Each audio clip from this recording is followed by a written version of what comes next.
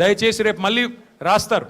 మన హరీష్ రావు గారు పోయినప్పుడు ఎట్లా అయితే ఇది అది అది ఇది అని వడ్డించి కొత్త కొత్త లీకులు రాస్తారో వాటిని విశ్వసించకండి. కావాల్సుకొని లేని ఉన్నట్టు ఉన్నాయి లేనట్టు ఏవేవో కథనాలు వడ్డించి రాస్తారు రేపు.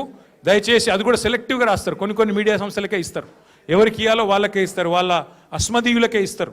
కాబట్టి జాగ్రత్తగా దయచేసి మన వాళ్ళు కూడా ఎవరైనా సరే వీళ్ళు రాసే కథనాలు, వీళ్ళు పెట్టే స్టోరీలు, ఈ cooked up stories, cock and bull stories నమ్మవద్దు. మనం చట్టాన్ని గౌరవించే పౌరులుగా ఎన్ని కేసులు పెట్టినా ఎదుర్కొందాం. కానీ ఈ ప్రభుత్వాన్ని వారి వైఫల్యాలని ప్రజాక్షేత్రంలోనే చీల్చి చెండాడదామని చెప్పి మళ్ళొకసారి విజ్ఞప్తి చేస్తూ ఈరోజు సంఘీభావం తెలిపిన ప్రతి ఒక్కరికి ధన్యవాదాలు.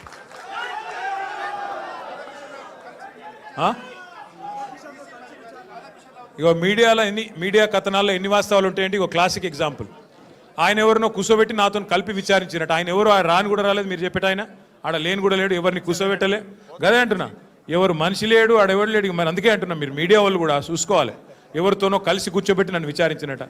పురుగు కూడా లేడు, ఆ పోలీసు వాళ్ళు నేను తప్ప ఆడెవడు లేడు. కాబట్టి ఇటువంటి అన్నీ ఉంటాయి. ఇప్పుడు టీవీలో వచ్చింది ఏంటంటే ఫస్ట్ మాజీ డీసీపీ రాధాకృష్ణతో కూర్చోబెట్టి ఆ 2 ఫోటోలు మీది ఆయనది పక్కన పెట్టి అదొకటి పెట్టారు.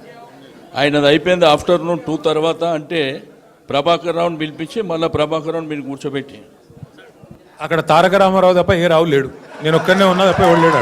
అంతే మరి.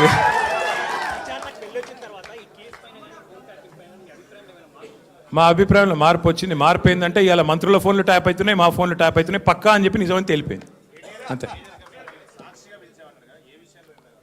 ఇక మరి సాక్షిగా పిలిచినరా ఈనాడుగా పిలిచిరా నాకైతే తెలియదు. కానీ కాదు సోదరా, వాళ్ళు ఏమేమో అడిగిందే అడుగుడు తప్ప ఏం లేదు, విషయం ఏం లేదు. అడిగిందే అడుగుడు.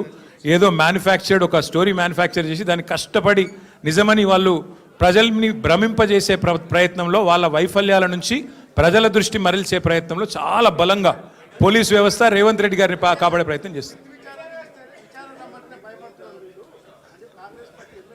భయపడేటోళ్ళమైతే టైం అడుగుతుంటాం కదా, భయపడేటోళ్ళమైతే మేము రాము అంటుంటిమి, భయపడేటోళ్ళమైతే కోర్టుకు పోతుంటిమి. నేను సిరిసిల్లలో ఉన్నా, నిన్న విచారణకు ఆదేశించారు 4:30కి. రాత్రికి వచ్చేసిన, రాత్రికి బయలుదేరి వచ్చేసిన. హరీష్ రావు గారు మన సిద్దిపేటలో ఉన్నారు, రాత్రి 10కి ఇస్తే కూడా తెల్లారి వచ్చినాము. మాకు భయం ఉంటే ఎందుకు వస్తాము? Simple logic. ఎనివే మళ్ళొకసారి అందరికీ థ్యాంక్ యూ.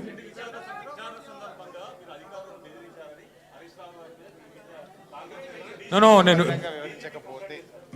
ఎవరు కంప్లైంట్ చేశారు? అయితే నేను ఒకటి అడుగుతా. ఆ అర్రలో 6 ఉన్నాం, నేను బెదిరించినట్టు వాళ్ళకి ఎవరు చెప్పిండు? కాంగ్రెస్ వాళ్ళకు నేను బెదిరించినట్టు ఆడ కంప్లైంట్ చేస్తే నేను బెదిరిస్తే నిజంగా నేను బెదిరించిన మాట నిజమే అయితే వాళ్ళు చెప్పాలి, బయట పోయి వాళ్ళు చేయాలి కంప్లైంట్.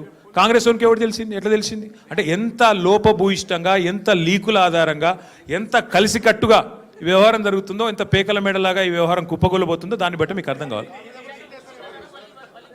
మళ్ళీ పిలుస్తా అన్నారు, మళ్ళీ వస్తా అని చెప్పిన. Thank you.